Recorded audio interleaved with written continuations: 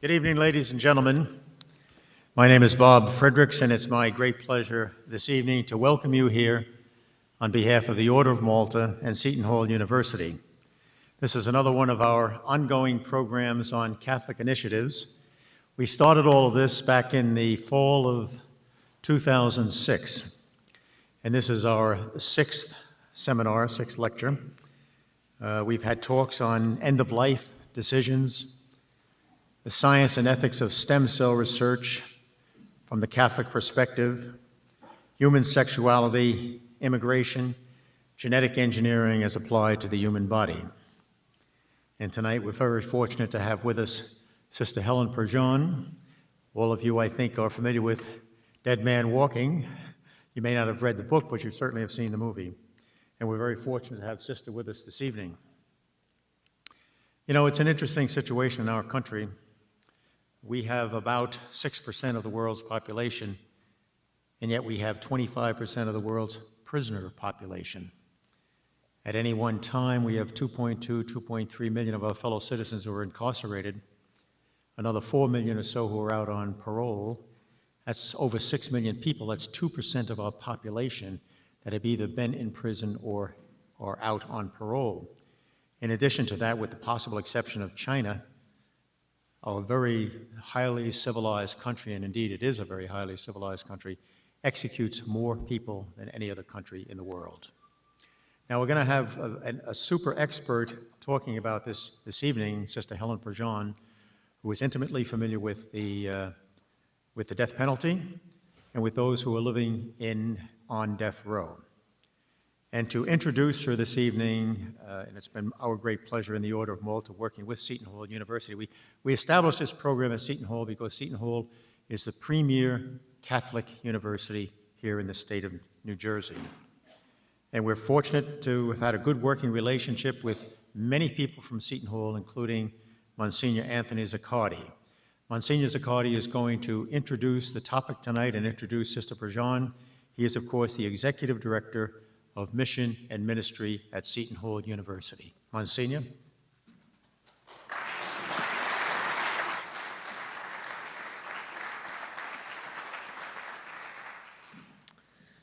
Thank you, Bob. We're very fortunate to work with the Order of Malta in this lecture series, a very informative one.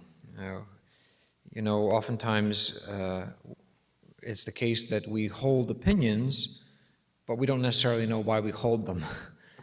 It's important to evaluate those opinions, and this certainly is one of those issues that we want to have a more informed opinion about, as the others that we've treated in our other lectures in the past. In 1976-1977, my social studies teacher thought it would be a good learning exercise in civics if my class were to arrange a mock trial. The case to be tried was that of Gary Gilmore, who allegedly, on the evening of 19 July 1976, had killed two men, a gas station attendant in Orem and a hotel manager in Provo, Utah. My teacher thought that the state-appointed defense attorneys had not done an adequate job at Gilmore's trial. Because of it, he had been unfairly convicted and sentenced to death. Strangely enough, for those of you who are old enough to remember, Gilmore wanted the sentence to be applied. In November 1976, he told the Board of Pardons that he wanted to die and wanted everybody to stay out of his business. Despite several stays of execution brought about by the efforts of the American Civil Liberties Union, he was executed by a firing squad on 17 January 1977. In my class's mock trial, I took the role of the judge. I remember how difficult the trial was for everybody to get through. In our version of it, Gilmore confessed to the murders. In the sentencing part of the trial, the defense brought forward witnesses to Gilmore's early life and his having been raised in a dysfunctional family that had marred him psychologically and set him on a course of a life of crime. Despite such considerations, the mock jury returned a sentence of death, and this in a Catholic school. The trial and execution of Gary Gilmore were a watershed in the long history of capital punishment in America, which goes back to the first British settlements in the colonies, when it was applied, for example, for the practice of witchcraft, and which stretches through the period before the Civil War, when it was applied, for example, for aiding runaway slaves. Capital punishment was suspended in the United States from 1972 through 1976, primarily as a result of the Supreme Court decision in Furman versus Georgia. In this case, the court found the imposition of the death penalty in a consolidated group of cases to be unconstitutional because it violated the Eighth Amendment of the U.S. Constitution, which prohibits cruel and unusual punishment. In 1976, in Gregg versus Georgia, the Supreme Court upheld a new series of death penalty statutes that resolved to the court's satisfaction the problems with earlier statutes that caused the death penalty to be declared unconstitutional. Among these statutes was the application of a bifurcated procedure of guilt, innocence, and sentencing phases. This was employed in the trial of Gary Gilmore. Thus, he became the first to be executed as the result of new statutes deriving from the Supreme Court's ruling in Gregg versus Georgia. With this ruling and the execution of Gary Gilmore, the death penalty made a comeback in America. But capital punishment remains a hotly contested issue in our nation. It's as old as the Bible and recorded history. Although it's practiced in many countries, today the United States is one of only 3 industrialized democracies that still have it, and the other 2 have de facto moratoria on it. With regard to capital punishment, the Catholic Church and moral theologians have come to the opinion that society has a right to impose the death penalty in its own self-defense on those who commit truly grave crimes if there is moral certitude of their guilt. Now, there's more nuance in that statement than may at first be obvious, so I'll explain. I'm sure Sister will explain it even further. But the Catechism of the Catholic Church, published by the authority of John Paul II, states that the defense of the common good requires that the unjust aggressor be rendered unable to cause harm. It goes on to say, assuming that the guilty party's identity and responsibility have been fully determined, the traditional teaching of the Church does not exclude recourse to the death penalty if this is the only possible way of effectively defending human lives against the unjust aggressor. The Catechism continues, if non-lethal means are sufficient to defend and protect people's safety from the aggressor, authority will limit itself to such means, as these are more in keeping with the concrete conditions of the common good and more in conformity with the dignity of the human person. In his encyclical letter Evangelium Vitae, Pope John Paul II wrote that the death penalty should be applied in cases of absolute necessity when it would not otherwise be possible to defend society. And he averred that today, given the steady improvements in the organization of the penal system, such cases are very rare, if practically non-existent. The Catholic bishops of the United States have called American Catholics and all U.S. citizens to be guided by this teaching, and they have supported it by a number of published statements calling for the end of the death penalty, notably in 1980, 2000, and 2005. On Good Friday in 1999, in an appeal for the end of capital punishment, they wrote this, and I quote, increasing reliance on the death penalty diminishes all of us and is a sign of growing disrespect for human life. We cannot overcome crime by simply executing criminals, nor can we restore the lives of the innocent by ending the lives of those convicted of their murders. The death penalty offers the tragic illusion that we can defend life by taking it. Through education, through advocacy, and through prayer and contemplation on the life of Jesus, we must commit ourselves to a persistent and principled witness against the death penalty, against a culture of death, and for the gospel of life. The teaching of the Catholic Church accords with the reasoning of increasing segments in civil society, people of faith and people of no faith. It makes reasonable sense. Consistently, even if unevenly, the movement to end the death penalty is gaining momentum in America. In 2007, New Jersey became the first state to repeal the death penalty, and in 2009, New Mexico followed. At least as far as New Jersey goes, one of the persons who made the case against capital punishment before the State Assembly was Sister Helen Prejean, our presenter for this evening. Sister Helen is a sister of St. Joseph.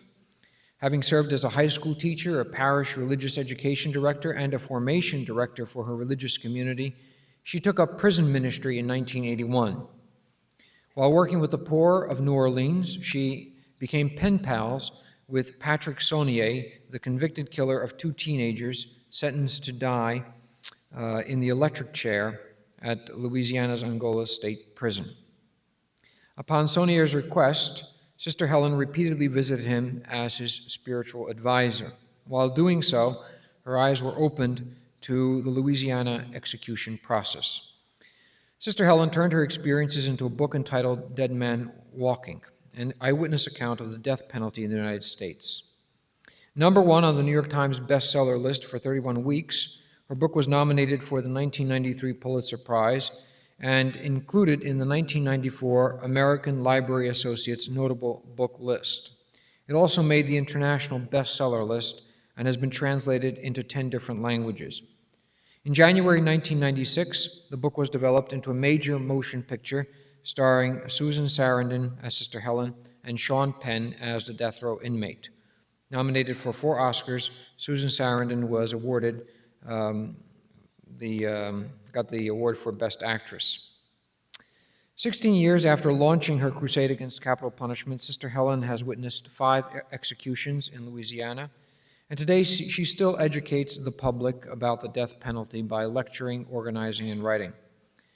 As the founder of Survive, a victims advocacy group in New Orleans, she continues to counsel not just the inmates on death row, but also the families of murder victims. So she has both sides of the story. She understands both sides. For her work, Sister has won untold recognitions, honors, and awards from every organization under the sun. I mean, just reading them is exhausting. I don't know how she got to get them all over the place. To date, she holds at least 35 honorary degrees from colleges and universities across America and across the seas. One of those degrees was granted to her very early on in 1996 by Seton Hall University. She's no stranger to Seton Hall, having visited us at other times in the past. Well, without further ado, it's my great pleasure to give you Sister Helen Prejean.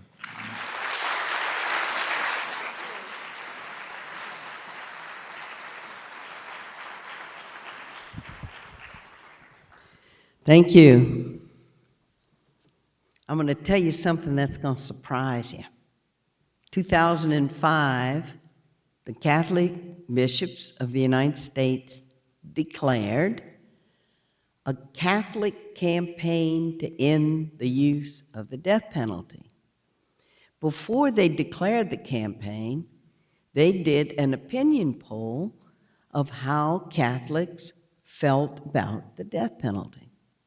Knowing full well that in the 70s and in the 80s, if you did an opinion poll of Catholics on the death penalty, 70%, 75% support for the death penalty. We were no different from any other Americans then. But in 2005, what they found out was more than on any other moral issue, Catholic support for the death penalty had plummeted. Among adults, in 2005, just among Americans, 64%, if you ask them, are you for the death penalty for terrible crime, you know the person's guilty, should they get the death penalty? 64% say yes. Among Catholics, it's 48%. And among young Catholics, ages 30 and younger, it's 42%. Something's happened. But you know what? No matter what the polls say, when it comes to living the gospel of Jesus and when it comes to something like the death penalty, we all have our own inner struggle. To live the gospel of Jesus means that we have to go to a deep place of conversion of heart because, and I'm going to use the image of the cross because you got two sides to this story. And everybody in here knows. You looked at the evening news on TV, and here was a story of an innocent mother carjacked with her kids and brutally murdered. Here was a story of an older person in their home all alone and strangled and killed. And our hearts, when we hear these stories, there is a part in all of us that says, that's why we have the death penalty. For those people didn't respect human life. And so if the penalty is the ultimate penalty, they did the ultimate crime, they ought to suffer the ultimate penalty. So on one arm of the cross is the perpetrator who is definitely guilty. When we did the film of Dead Man Walking, Tim Robbins was very clear the person's going to be guilty. We're not going to have an innocent person in this story because the deepest moral question is, yeah, but when we know they're guilty, what about them? Shouldn't they have to pay the penalty? And the other arm of the cross is the victim's family. I've been at capital trials. I have seen victims' families sitting on the front row. I've seen the prosecutor who's decided to go for murder one, which means we're going to seek the death penalty in this case, and seen prosecutors make the arguments to the jury. Look at that family. They have lost their loved one. They are never going to see their grandchildren.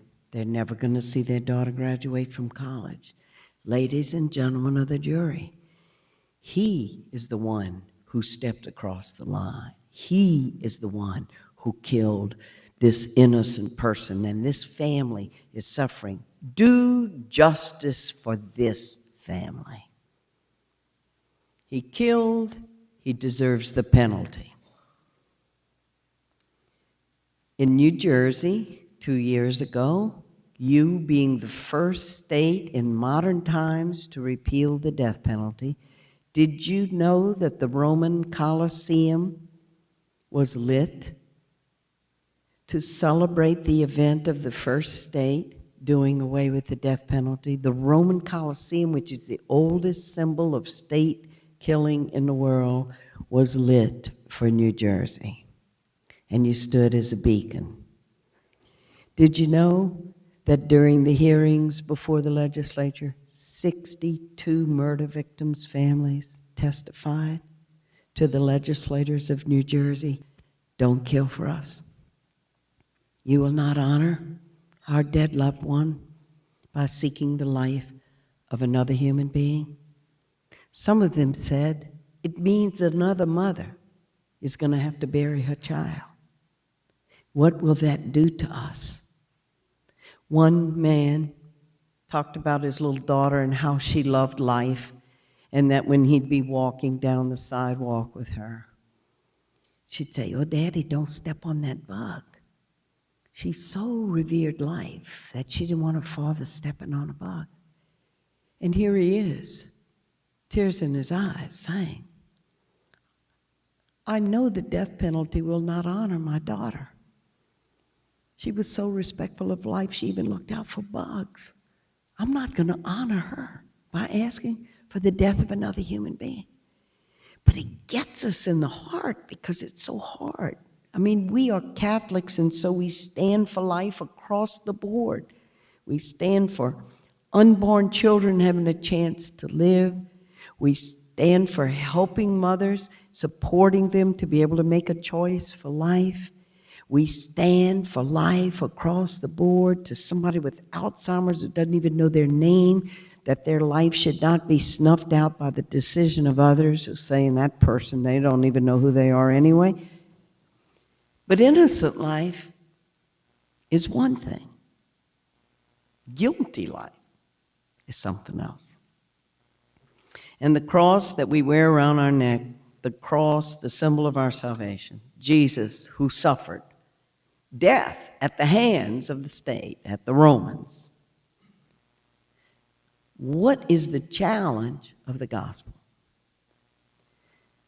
What I want to do is just give you the main parts of the journey, of my own journey of awakening, first to the gospel of Jesus, that I was to be on the side of poor people, and then take you into the journey on both sides of what happened to me. Not without mistakes. I made a very bad mistake when it came to victims' families, and I'm going to tell you about it.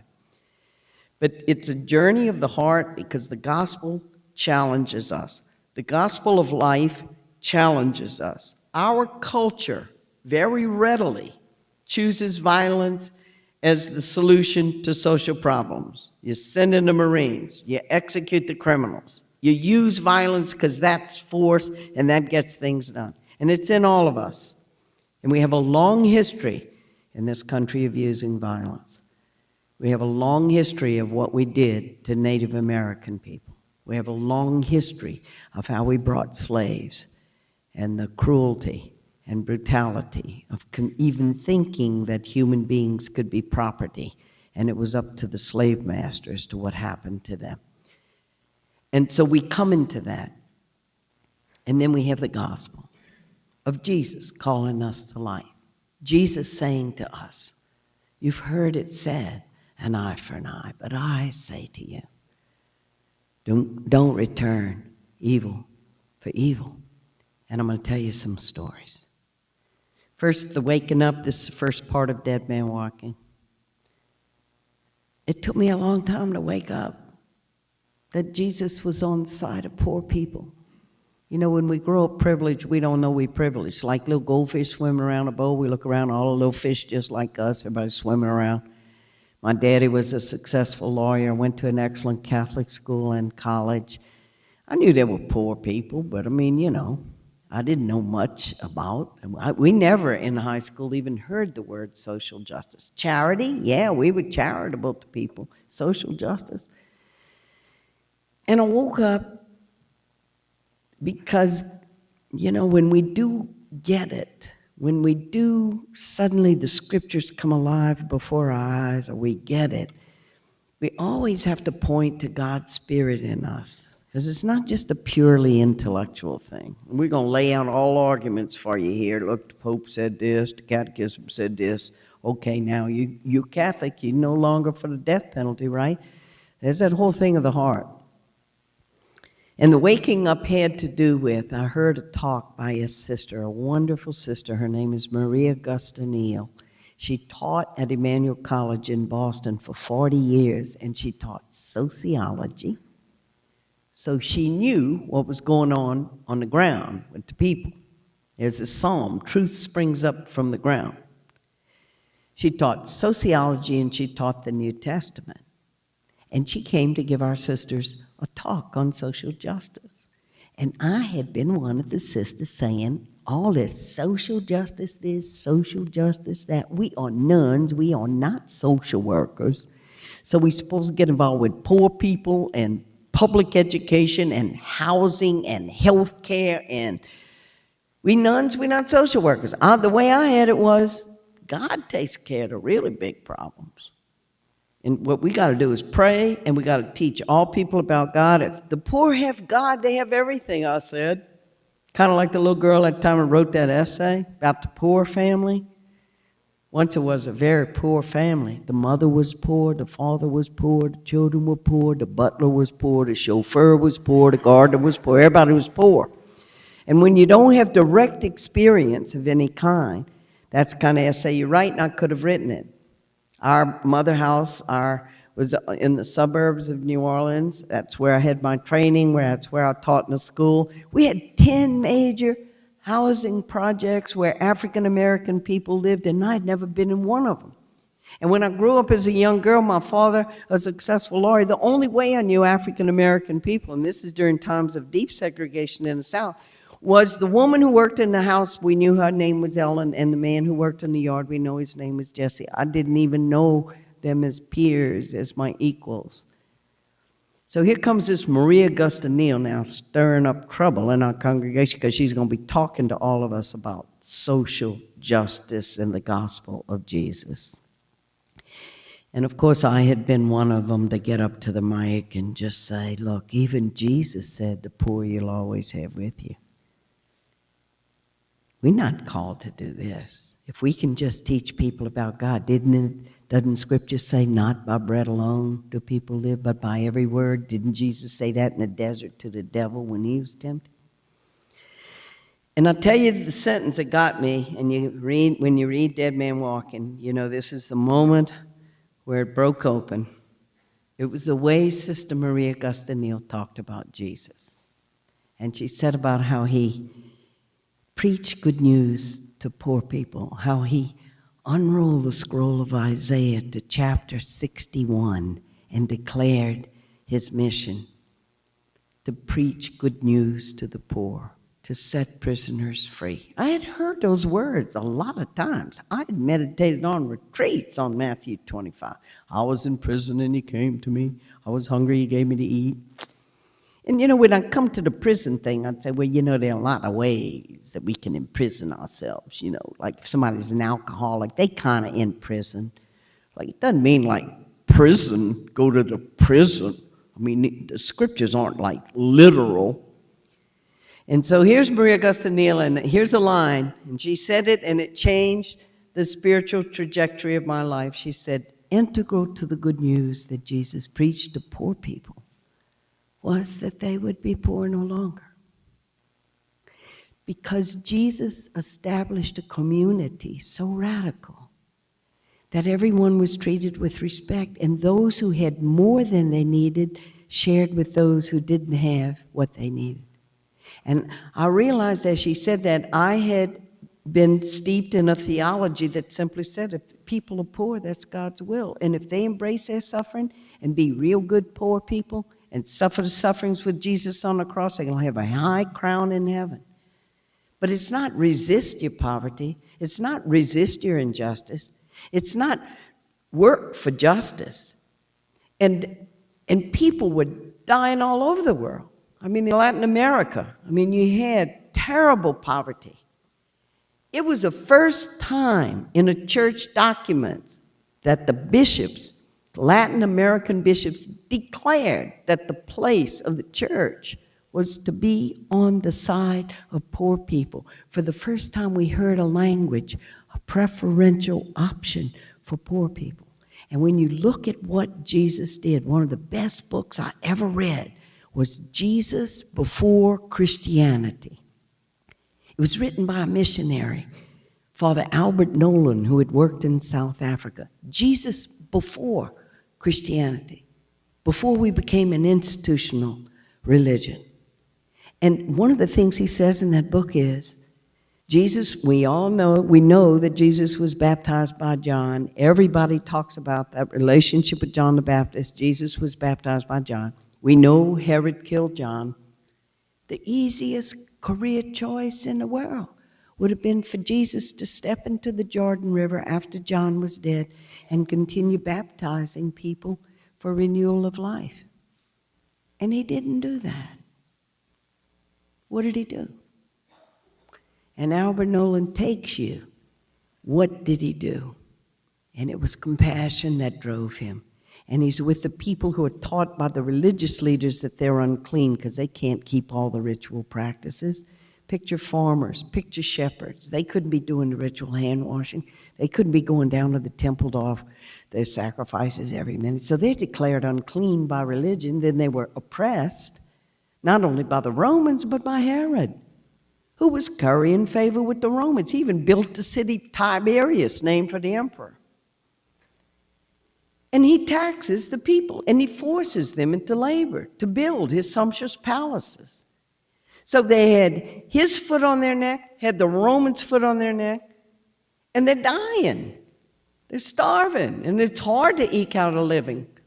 You have 3 bad years with no rain, and then you were sent to a debtor's prison, and then that was in. And peasant people knew if you lose your land, you're reduced to beggarhood and death.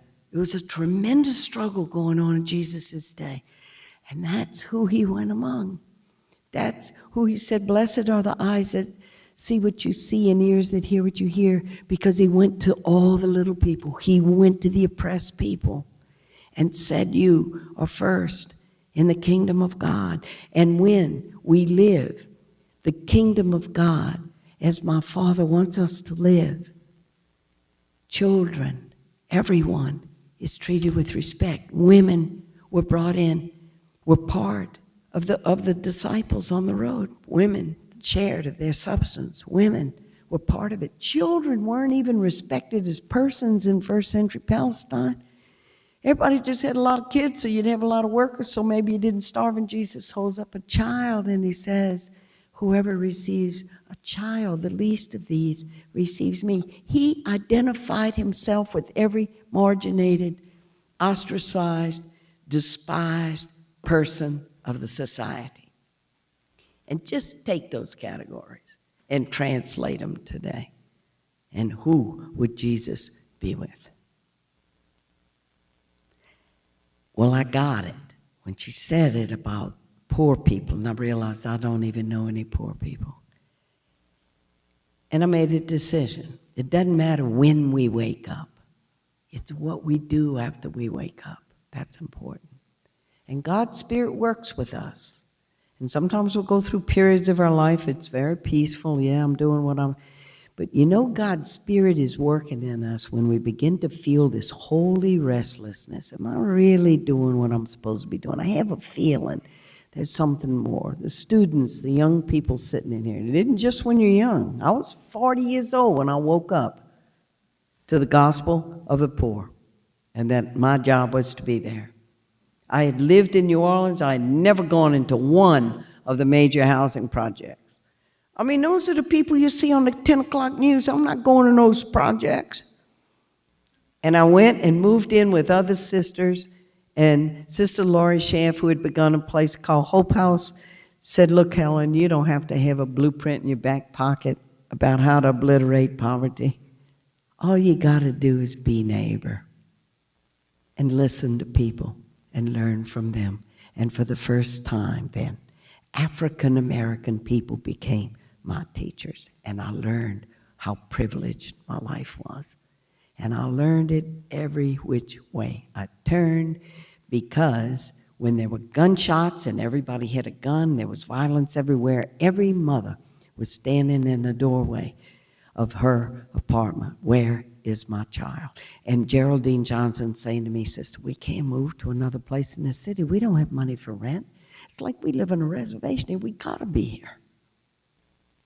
And when the kids are coming into the Adult Learning Center, and I thought of St. Joseph Academy, and what a great high school I had. In fact, that's why I became a sister of St. Joseph. I said, I want to be a teacher like that. I knew how to do public speaking by the time I was a junior in high school. I knew how to read literature. I knew how to write. So later when I went to write a book, I knew how to write because I was taught. I had a good education. And here comes a kid. Well, what year did you drop out? Well, I was a junior. Okay, wow, you only had one more year to go. This is the public schools of New Orleans. 95% are filled with African-American poor people. And I said, well, look, we work with you individually here in this. It's not like a school where you get up and do classes. We're going to work with you at your individual level. Let's see what your reading level is. Let's see what your math level is. And we're going to work with you. And he could not read a third grade reader. And he's a junior. He had dropped out as a junior. He had one more year, and he couldn't read. We knew there were public schools in New Orleans. We knew there was violence and stuff that was happening in the public schools. But we were in another realm. I had never touched it. I had never felt it. I had never seen it. I thought, why was it? Why did I get such a good education? And what are you calling me to? And for the first time then I realized African American people had been my servants when I was growing up. Now things could be shifted and I could become the servant of education. And listening to the stories and seeing everything from an entirely different point of view. When I did research for Dead Man Walking, I found out that the city in the United States that got the most complaints for police brutality was New Orleans. And I could live my whole life in the suburbs. I wasn't afraid of policemen or state troopers. If my car broke down on the highway from New Orleans to Baton Rouge or wherever at 2 in the morning and a state trooper pulled up behind me, I wouldn't be afraid. Those were my friends. Those people, the troopers help you. And there was an entirely different point of view, especially the young black men. And it's not that every policeman's bad. Policemen are good. Policemen risk their lives for us. But there was enough of a pattern that it became clear that there was a bias against black people and that the police were doing wrong things to these young black men. And I began to learn. It's a different point of view. I'm seeing it now from the underside and from the point of view of people who have no resources. And racism. See, as a white person, when I walk in the room, people may not like me because of what I stand for, my personality, or they don't like my jokes or whatever. But I have never experienced walking into a room and simply because of the color of my skin, people treat me funny, or don't look at me, or don't talk to me. I didn't know what that was. And I began to learn. And I began to understand privilege. The kids, some of the young people taken by the police are calling the nuns, calling the sister, they took me, I'm in jail. I got nobody to speak for me. I'm allowed one phone call. Sister, would you come down? Would you tell them what I'm doing, that I'm going to school and I'm a good person? And see, my dad, he'd pick up the phone. I mean, we knew Bishop Shake Snyder. We knew Bishop Borders. We knew resources. I'm just learning it's so different when you don't have resources and you're struggling. And it's while I was in that soil, working there in St. Thomas, that one day, coming out of the Adult Learning Center, it was a fluke. I think we need to talk more about how God is sneaky and how we get sucked into these things. You know what I mean? Because here I'm coming out on St. Andrew Street, and here comes somebody who works in the Prison Coalition office. And everybody he's meeting that day, he had a little clipboard, had a little project coming, that he was doing. Hey, he meets me, Sister Helen, you want to write somebody on death row? I said, yeah, sure. I was an English major. I thought, I could write a good letter. I'd never dreamed they were going to kill this person. This is the story of Dead Man Walking. I didn't know they were going to kill him. We hadn't had an execution in Louisiana in close to 20 years because there'd been an unofficial moratorium on the death penalty when, for a while, the Supreme Court had shut it down. But the Supreme Court in '76 had put it back. Did I notice the death penalty had been put back? It didn't. What did I know about the death penalty? I didn't know people on death row. Nobody I knew had people in prison. All my friends, we'd talk about what college we were going to. And as I meet families in St. Thomas, they're talking about who is in what prison. And I see there's a greased track from being poor and being black and going into prison. 70% of the people at Angola State Prison are African American people. I'm beginning to learn the pattern of things. I wrote The Man on Death Row. You know what the problem was? He wrote back.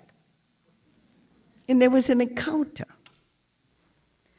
And when you look at our society, there are so many ways we separated from each other. And when we go to church on Sunday, it's in geographical areas, and we go to church with folks just like us. I had never met anybody on death row. Are you kidding me? And the man wrote back. And I found out from his letters he didn't have anybody come visit him. And he said how hard it was on his mama. She had come once, but she had a nervous breakdown. She couldn't stand to come to the place where they were going to kill her boy. And he said, Mama, don't come. Don't come, Mom. It's okay. You pray for me and just send me a letter. Let me know how you are. He didn't even ask me to come visit him. But I saw that he was alone, condemned to death. I figured, I could do some end runs here. I'll keep doing what I'm doing at Hope House, but maybe on a weekend sometime I'll just go visit him. I'll send him a letter. I'll come visit you sometime. Boom, return mail, excitement, visitor form. Here's what you got to do. Sister, that's great. Look, you got to fill out the form. And you had different categories. Like are you his relative, his wife, his girlfriend, his friend? And he had said, look, I'm a Catholic and you're a nun. Would you be my spiritual advisor? I said, yeah, sure. I feel like spiritual advisor. That's what I mean by the sneaky part of God bit, see? Because 2.5 years later, from the time I write that letter, at midnight, they are going to electrocute Patrick Saunier to death for his crime. And at 5:45 in the evening, everybody's got to leave the death house except the spiritual advisor, who's going to be me. And I want to say a little bit about grace. If I had known, you write that letter, and here's what's going to happen, and like God gave us this searchlight, and you see the end of the path, and you're going to be with this man when he's executed, and he's going to be looking at your face as they kill him, and you're going to be there and holding your hand out to them, and you're going to say to him, look at me when they do this, and I'm going to be the face of Christ for you, and it's going to change your whole life. I could never have written a letter. But grace builds up under us. And we get the strength we need, and we have the consciousness we need as we begin to walk. In Latin America, they say the path is made by walking. So I returned to visit the farm, and I began to go see the man on death row. First visit, scared out of my cotton-picking mind. I had never been in a prison before, much less death row. I mean, everything's scary, because the guards are this way, ma'am. Woman on the tier, and everybody's shrinking back and clang, clang, clang. They keep shutting his gates behind me. There are no soft sounds in the prison, no like music or carpets. It's just cement and clanging metal and harsh voices that reverberate down the halls.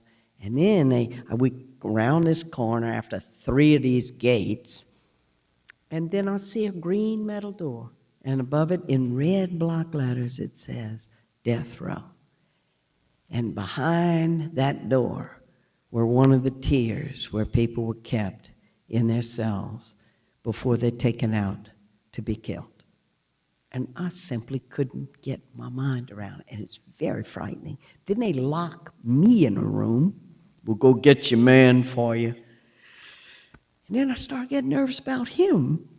Because I'm thinking, well, anybody can write nice letters. I never met a murderer before. We're going to have 2 hours. Are we going to be able to have like a normal conversation? And I'm scared. I'm scared about him. Maybe he's just saying those nice things and let it get me here.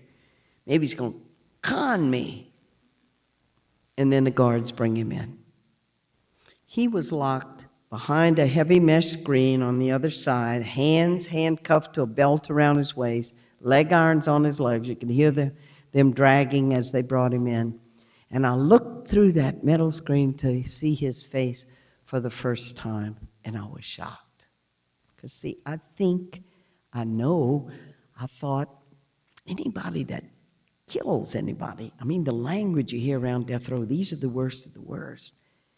Their face has to be a little different, like from regular faces, And I looked at him, and he was smiling, and I couldn't believe how human his face was. And it was a moment. Contemplation doesn't just happen when you go on retreat or during times of prayer, when suddenly there's this insight that never leaves you. And I remember looking at his face and thinking, whatever he has done, he is worth more than the worst thing he ever did in his life. And aren't we all? And isn't that what the gospel of Jesus is about? Our temptation, of course, is to freeze frame somebody and say, yeah, but you know what he did? Yeah, you know what the murder is? And we are appalled by that and say, that's who he is. If on this big screen we could have up here, it would be flashed on that screen. Everybody, the worst thing we ever did in our life. And then to be told, that's really essence. You're this nice order Malta guy, you do good things, but we really know about you, Bob. Bob, you did that. And then to be told, that's the essence of who you are. And the gospel of Jesus is all about redemption and change, and that we are never to be fixed and freeze-framed into that. It was just an insight. I don't know the crime yet. Well, I'm going to go a journey. You want to talk about both arms of the cross? And I'm going to go on it before it's over. But the 2 hours flew by. And I came away thinking, he's a human being. He talked about his brother Eddie. It's been a murder. One brother got death, one brother got life. I wonder how that works. I wasn't looking into the law and all that. I didn't know how it worked. Later I found out if you have two co-defendants, and the Sonia case is more complex than this, but still it boils down. If there are two co-defendants and there's a murder and there are no other witnesses, in order to be able to get the death penalty, if one of those co-defendants takes the stand, points to the other one and said, yeah, he did it, they get a reduced sentence for saying that. And how do we know we're getting the truth? And I begin to realize complexity of things. You ever been with people who got divorced, and you're with the man, and he's saying, yeah, but look, this is what she did, this way. And you're friends with both of them, and then the other said, yeah, but look, this is what he did. And how complex human life is? Well, imagine setting up ourselves. Now, you have removed this from yourself from New Jersey.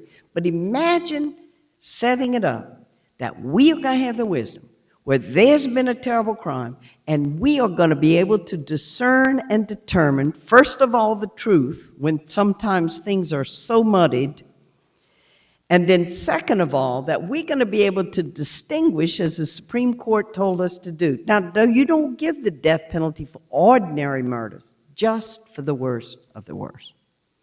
Is anybody sitting in here know what worst of the worst means? If anyone that we love is killed, of course it's the worst of the worst.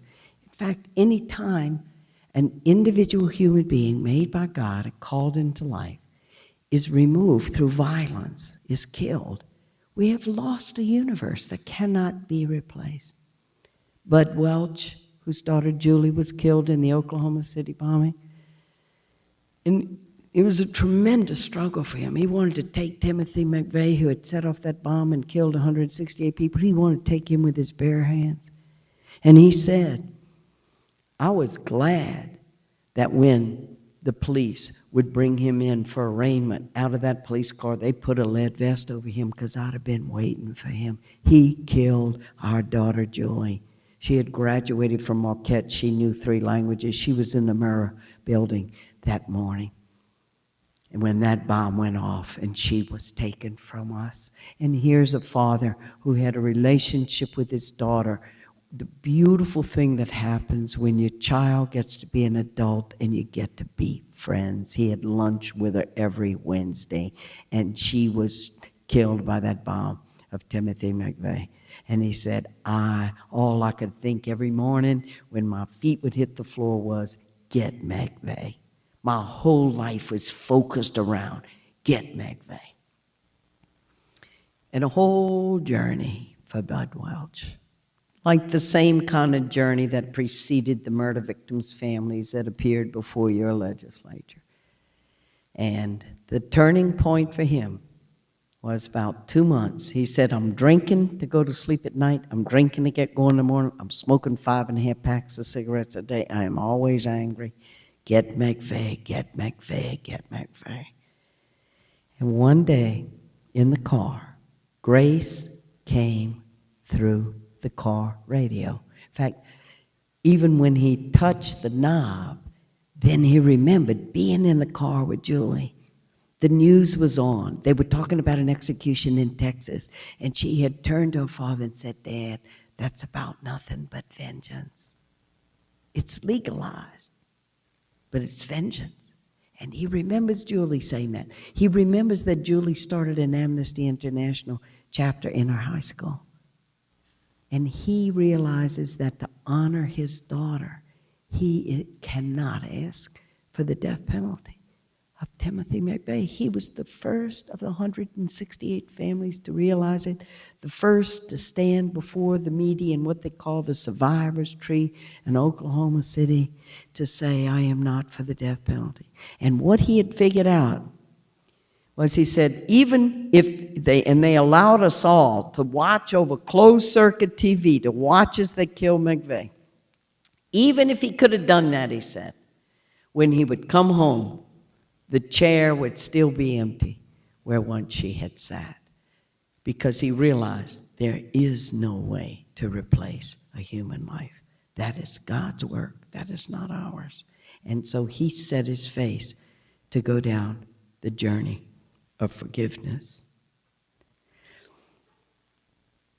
During the first visits with Pat and his brother Eddie, I didn't know about the crime, but I didn't want to be naive, so I go over to the prison coalition office, the very ones who had invited me to be a pen pal to somebody on death row. And I said, could I see some background information on the Sonnier case? Oh, yeah, and so they pull out all the files. I've met him now. I know Patrick. I've met Eddie. I know they're human beings. I know they're redeemed by God. I know they're sons of God. I know their dignity. And then I open up the file. Front page, newspaper. Front page of the newspaper, a photograph. The family had sent the prom picture of two beautiful teenage kids. David LeBlanc, 17 years old. Loretta Bork, 18 years old. And the front bold headline of the newspaper, teenagers found murdered. And now I'm going to go to the other arm of the cross and descend into suffering and evil as I had never known. My life had been protected. I had never known people that underwent violence or people being killed. And I read this story with horror because it talked about how these two brothers that I'm visiting, whose spiritual advisor I am, on a November night in a field, a sugarcane field, where there was a local lover's lane where the kids had pulled up, raped Loretta and shot the execution style and killed those two kids, and they're found lying face down in that field with bullet holes in the backs of their heads. And the men I'm visiting have done this. And I thought, what am I doing? I'm out of my depth. I'm over my head. This is, and just the horror of it, the outrage that two innocent kids have been ripped out of life. And the letters to the editor were pouring into this newspaper. And you could, the community is so strafed with fear and anger and outrage. These animals, what kind of scum? What, just the anger and outrage of the community pour. And then I'm going, and I'm spiritual advisor to these two people. And then I thought of the parents. Everybody was Catholic as the story unfolded. The Bourke family lost their daughter. The Sonniers, they were Catholic. The LeBlancs who lost their son, the nun, we're all Catholics. And I thought, I ought to go see those parents. And then I held back and I went, they're not going to want to see me. I mean, what if they say to me, oh, sister, you care? You care about our son? You care about our daughter? Well, we're going to be sitting on that front row when we get our justice. Can you be there with us? Have you come here to tell us that you mean you do not want the execution of the one that killed our loved ones? And of course, they have the prosecutor telling them it's what the symbolism is in the community, that when you lose ultimate and you have ultimate sorrow, you ask for the ultimate penalty. What would I say to them? I thought better to stay away. It was a huge mistake. And you know what, I met him? The last act in Louisiana before a person's executed is a public pardon board hearing where both sides present to the pardon board.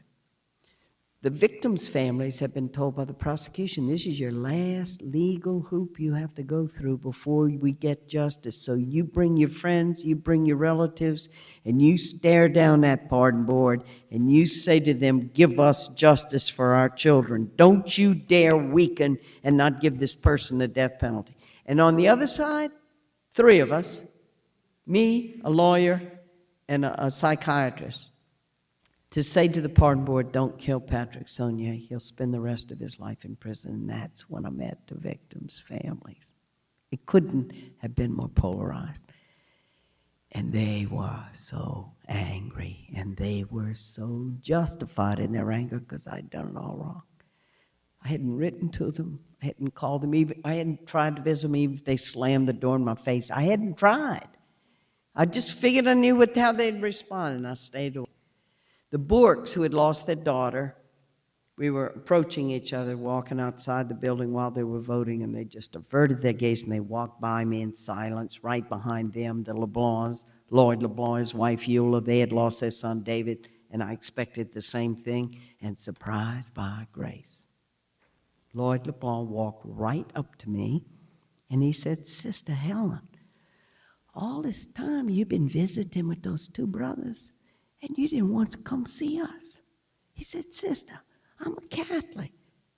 He said, "You can't believe the pressure on us to be for the death penalty." Well, I didn't know victims' families under any kind of pressure. What you mean pressure? He wasn't for the death penalty, but everybody's saying, "Lloyd, you got to be for the death penalty. It'll look like you didn't love David." So think of the pressure that on those families. You sustained an ultimate loss, and you not going to ask for the ultimate penalty? Didn't you love your boy?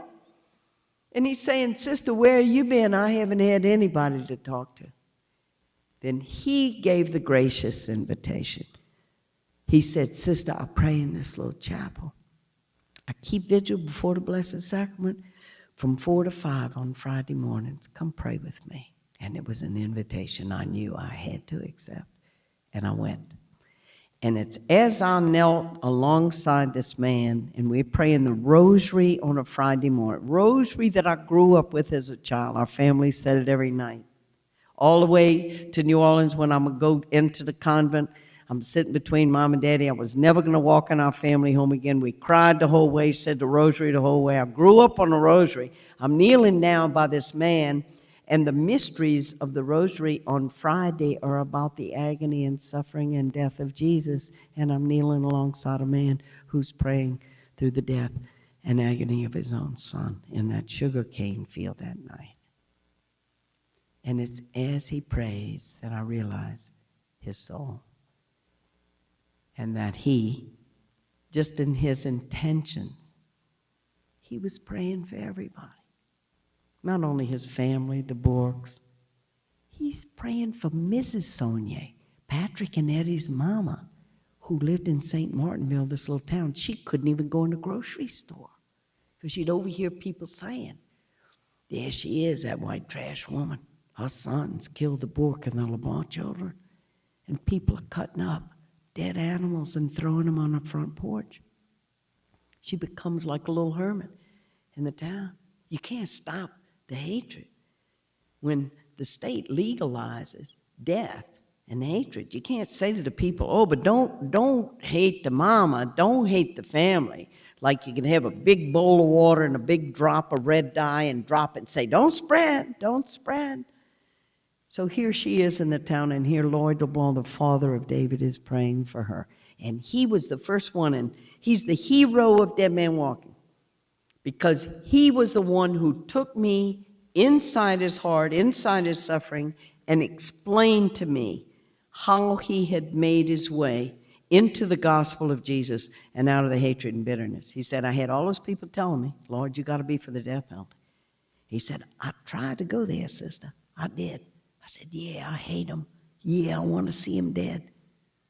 But I didn't like the way it made me feel, because all my life, I learned it from my mom and daddy. I'm kind to people. I like to be kind to people. I like to do good for people. And then I'm coming to that, and I'm feeling that hatred, and then I said to myself, They killed our boy, but I'm not going to let them kill me.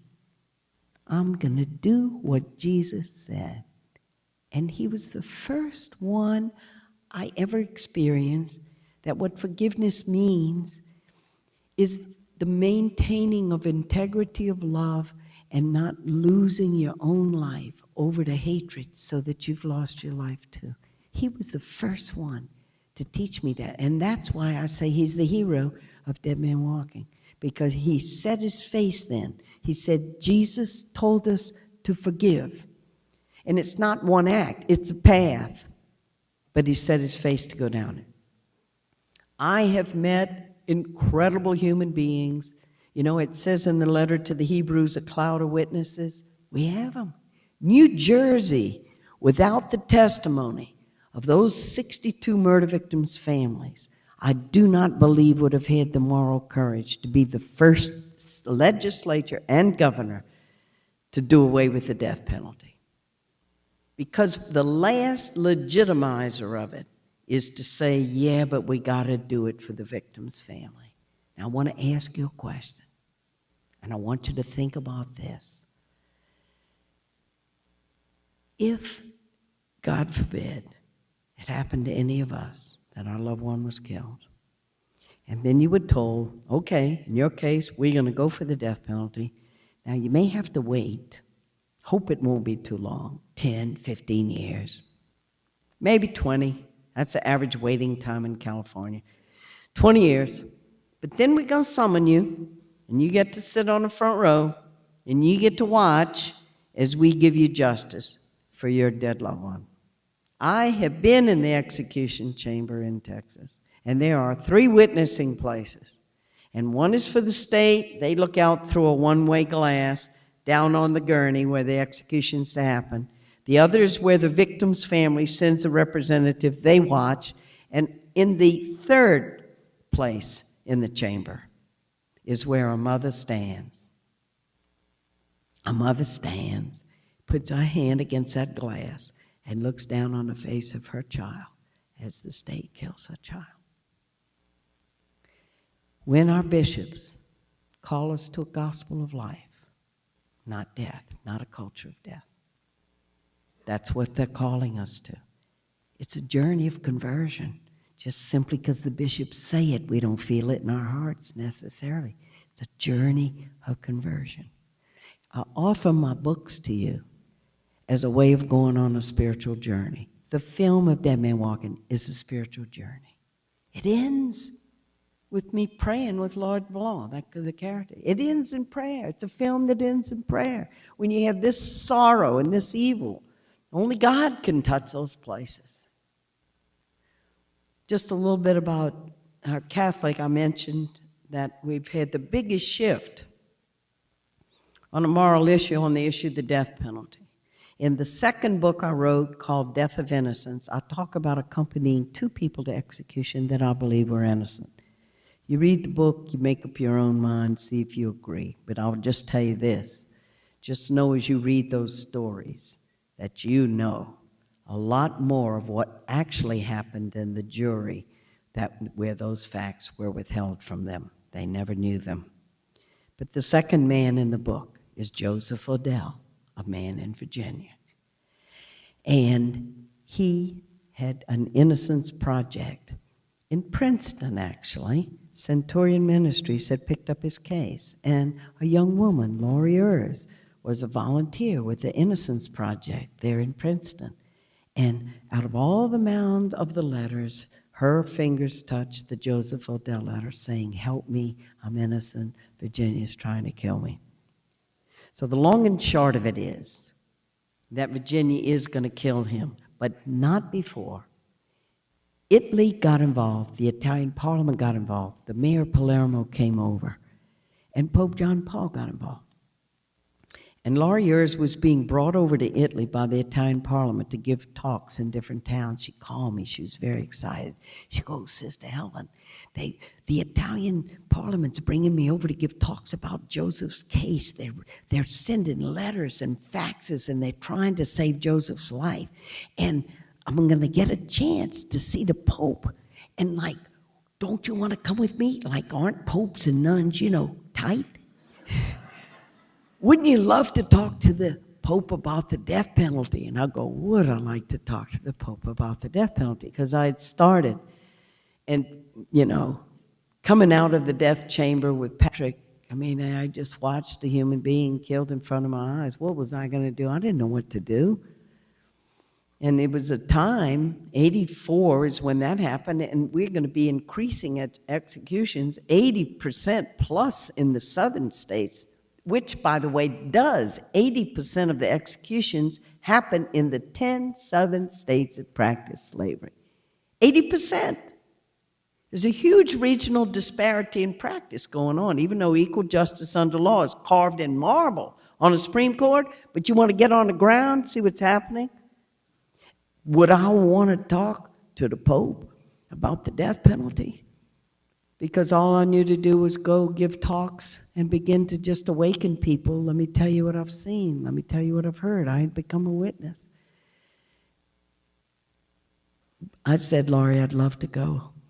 But my best friend in the world, Sister Chris, she was my friend for over 30 years, was dying of breast cancer. And I said, I can't go. She said, write a letter. And I did.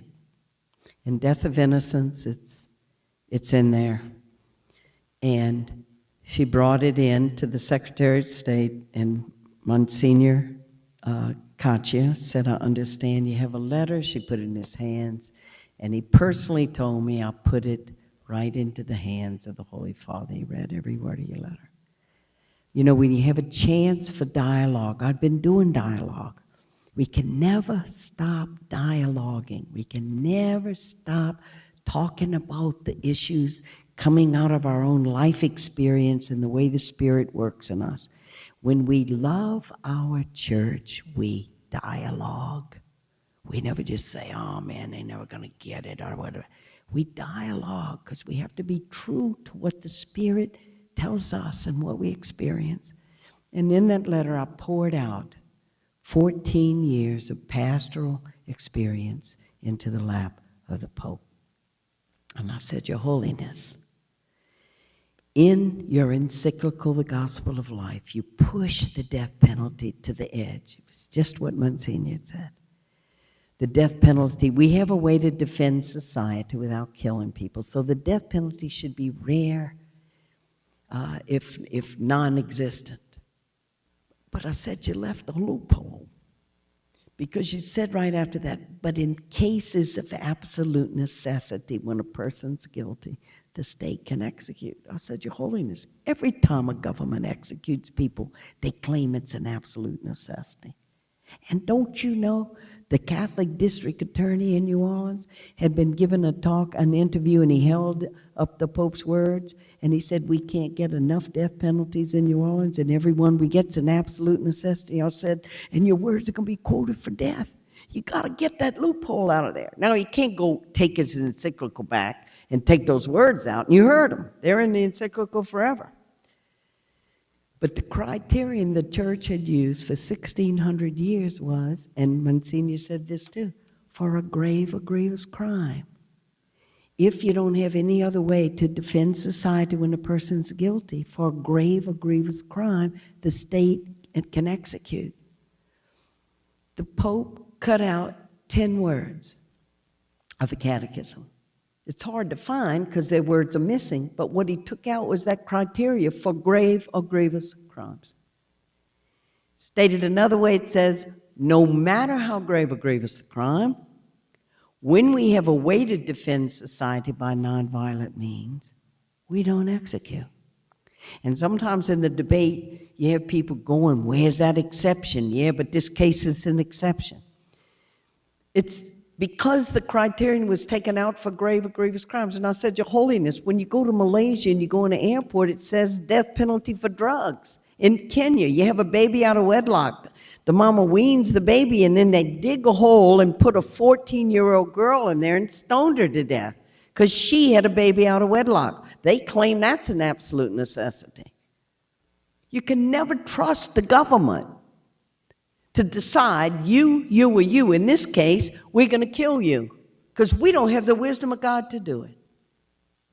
And we're not even doing it right because 139 wrongfully convicted people have come off of death row. We're making mistakes right and left because it's always poor people and the truth isn't told at trial.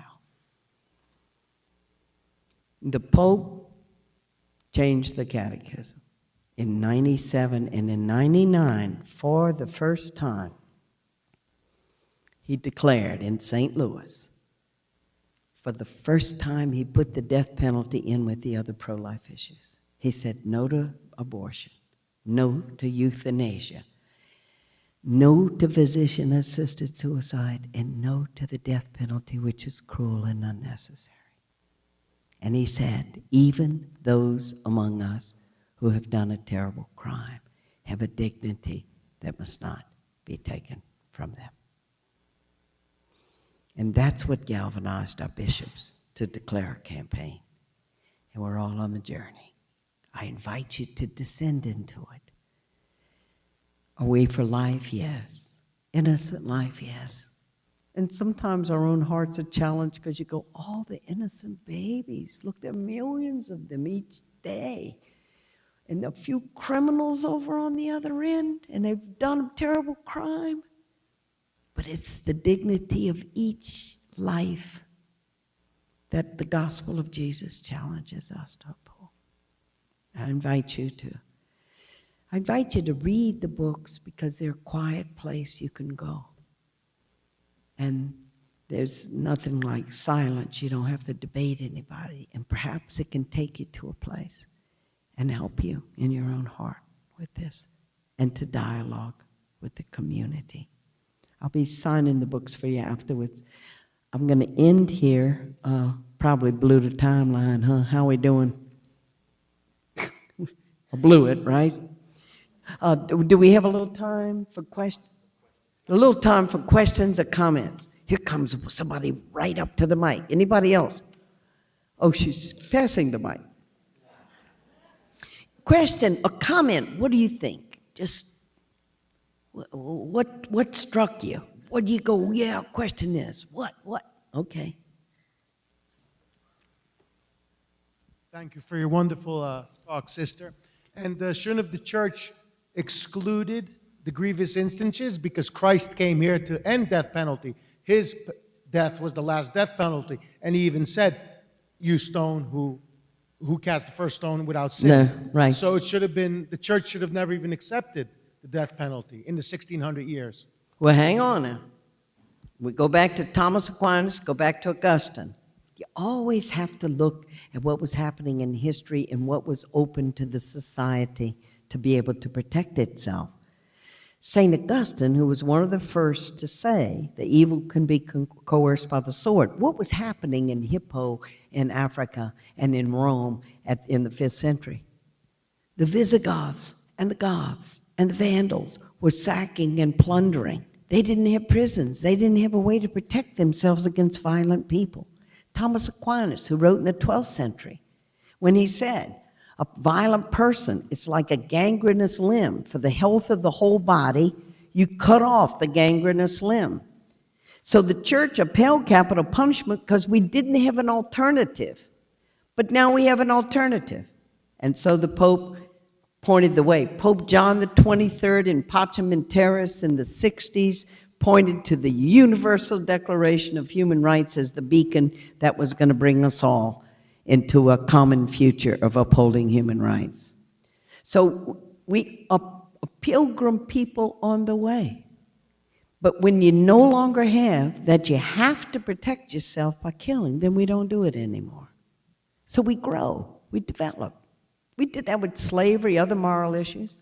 But the main thing is just to wake up and just say, where am I on this? So that it's to be faithful to the gospel. That's what we're called to do. And the church helps us, challenges us. Somebody else? Comment? Question?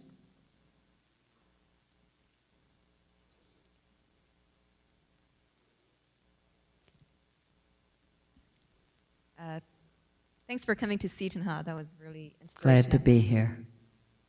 Well, as you had mentioned, and as we all know, Texas is notorious for the amount of executions they have. Texas, yes. Has the culture changed in Texas, or are they still executing people with their reputation that they have? Yes, they are, but it isn't just Texas. But California has over 700 people on death row. Now look at this. Most of them are never, ever going to be executed. The prosecutors know that when they go for the death penalty. What's going on? Political symbolism. When you run for office, you're tough on crime. You point to your opponent. My opponent's weak on crime. I'm for tough solutions. I'm for the death penalty. He's not, or she's not. What you have is politics that has entered into this issue, and it becomes political symbolism of being tough, even though they know it's not going to be carried out. And then you have this huge regional disparity of practice, as I mentioned. Texas is part of it, but my state, Louisiana, is part of it, and Alabama, and Florida, and Georgia, and North Carolina, and South Carolina. Look at all those states. Now, how can you have equal justice under law written on the Supreme Court building, but New Jersey did away with the death penalty in part because less than 1% of all the executions ever happened up in the Northeast, even though you had it on the books. It's a different culture. We have politicians, I'm not kidding you, in Louisiana, when they run for election, they brag how many death penalties they got. And behind the doors, back room scenes, they give each other little awards every time they get a death penalty. It's called the Louisiana Ha Ha Ha Prick Award, because it's lethal injection. It shows the state bird, the pelican, on this little plaque, flying, has a hypodermic needle in his talons. Hey, did you get an award? Yeah, I got an award. How many you got? I got 3. Got 3 death penalties. That's culture. Culture says this is what we do here. And don't you bleeding heart liberals come in with your little thing of coddling these murders and say we shouldn't kill them. Look at that crime. And that's what we do here in Texas. Don't mess with Texas. Part of the culture. But you know what? I have talked and continue to talk many, many times to the people of Texas. And when you get people in a group, they have never thought about the death penalty. They don't even know how the thing works. Most people, when they hear it, go, oh, well, I didn't know it was like that. Well, I don't want that. I don't want to do that. We got a way to be safe without it. Most people just want to be safe. You mean they really do get life without parole? Yes, they do. You can be safe without having to kill. Most people get it. I'll see you out at the books. Thank you.